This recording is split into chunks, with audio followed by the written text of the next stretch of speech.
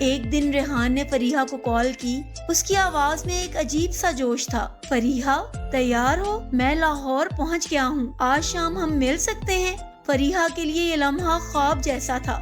اس نے جلدی سے ہاں کہا اور تیاری شروع کر دی۔ شام کو وہ ایک کیفے کے باہر کھڑی تھی، سفید سوٹ میں ملبوس۔ دل زور زور سے دھڑک رہا تھا۔ ایک چمکتی ہوئی سیاہ گاڑی رکی اور ریحان باہر نکلا۔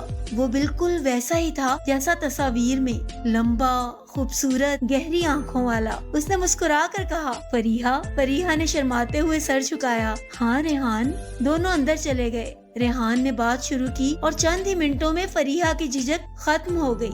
وہ گھنٹوں باتیں کرتے رہے۔ ریحان نے اپنے بزنس کے خوابوں، اپنی تنہائی اور اپنی زندگی کے بارے میں بتایا۔ تم جانتی ہو فریحہ، میں نے کبھی سوچا نہیں تھا کہ کوئی میری باتوں کو اس طرح سمجھے گا۔ تم خاص ہو، اس نے کہا۔